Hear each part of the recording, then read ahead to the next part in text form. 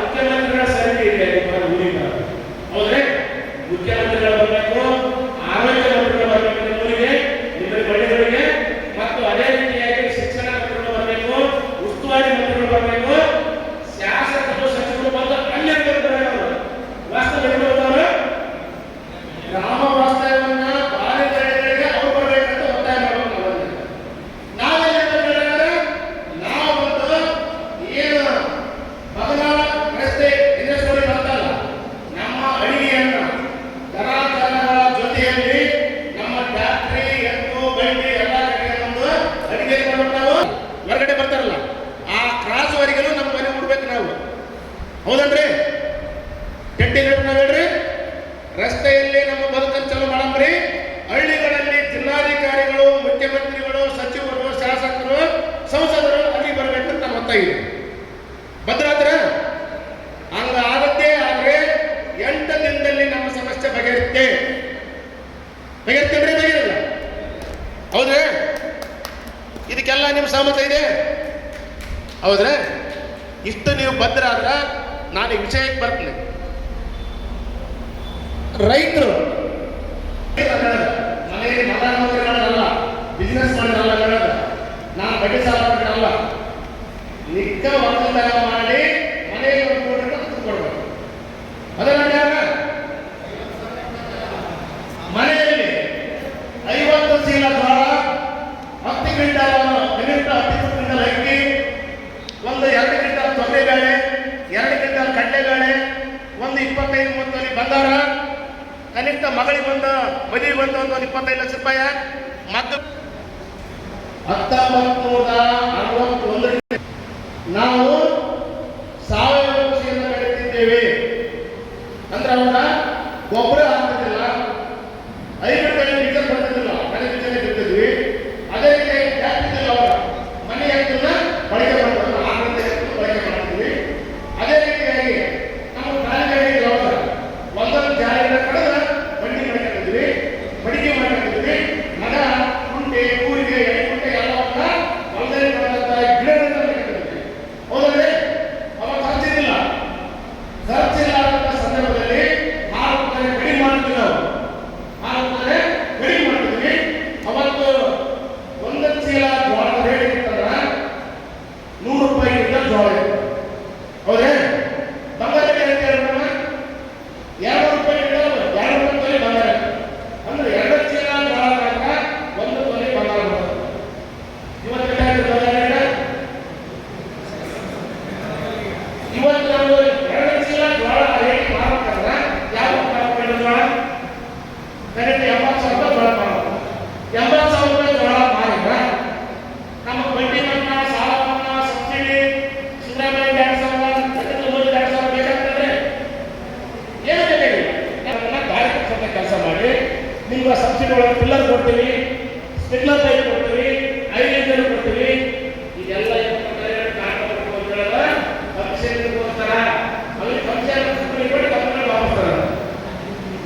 ಹೌದಲ್ರಿ? ಮತ್ತೆ ಶ್ರೀಮಂತರ ಮರಳಿ ಮನೆಗೆ ಕಾರಣ ಹಿಂದೆ ನಮಗೆ ರಾಷ್ಟ್ರ ಉದ್ಧಾರ ಮಾಡಿದ್ರು. ಏನ್ ಮಾಡಿದ್ರು? ಹಸಿರು ಕ್ರಾಂತಿಯನ್ನ ಜಾರಿ ತಂದಿಸಿ ಮನೆ ಬೀಜದ ಬದಲಿಗೆ 50 ಬೀಜ ಕೊಟ್ಟರು ಮತ್ತು ನೀರಾವರಿ ಮಾಡಿದ್ರು. ನೀರಾವರಿ ಮಾಡಿದ್ರು ಹಾಲು ಮೊದಲೇ ಜಾಸ್ತಿ ಆಗಿಸ್ತಾರೆ. ನೀವು ನಾವು ಹೇಳ್ತೇವೆ, ಅವ್ರು ಏನ್ ಮಾಡಿದ್ರು? ರೈತರು 90% ಖರ್ಚಿಲ್ಲ ಬೆಳೆಗಳು ಕೇವಲ 10% ಖರ್ಚು ಮಾಡಿ ಬೆಳೆ ಬೆಳೆದಿದ್ರು. ಈಗೆಲ್ಲ ಯಜಮಾನ ಬಹಳ ಜನ ಒಮ್ಮೆಲೆ ಮಾಡ್ತಾರೆ. ಜೋಳಗಳನ್ನ ಸಜ್ಜಿನ ಅಗಲದಾಗ್ತದೆ, ಹೆಸರು ಒಳ್ಳೆ ವಾರ ಶಕ್ತಿ ಒಂದು ತಂಗಡಿ ಪುಟ್ಟಿದ್ದು, ತಂಗಡಿ ಪುಟ್ಟಿ ಬಿಳಿ ಪುಟ್ಟಿರೋದು ಅದನ್ನು ಇಟ್ಕೊಂಡು ಹೋಗಿ ಶಕ್ತಿ ಬರ್ತದೆ, ಹೌದಲ್ರಿ? ಮನೆಯಲ್ಲಿ ಅವ್ರ ಎಣ್ಣೆ, ಕುಸುಬೆ ಎಣ್ಣೆ, ಸೆಗಣಿ ಎಣ್ಣೆ ಎಲ್ಲ ಮಾಡ್ಕೊಂಡಿದ್ರು, ಹೌದ್ರಿ? ಅವಾಗ ಖರ್ಚಿದ್ದಿಲ್ಲ, ರೈತರು ಚೆನ್ನಾಗಿದ್ರು. ಇವರು ಕಷ್ಟಪಟ್ಟು ಯಾಕಂದ್ರೆ ಬಹಳ ಮುಖ್ಯವಾದ ವಿಷಯ ಇದೆ. ಆ ಸಂದರ್ಭದಲ್ಲಿ ಏನ್ ಮಾಡಿದ್ರು? ಲಾಲ್ ಬಹದ್ದೂರ್ ಶಾಸ್ತ್ರಿ ಅವರ ಜವಾಹರಲಾಲ್ ನೆಹರು ವಿದೇಶಗಳಿಗೆ ಹಕ್ಕು ಹಾಕಿ ಬೇರೆ ಗಿಡಗಳಿಗೆ ಹಚ್ಚಿದ್ರು, ಹೌದಾ?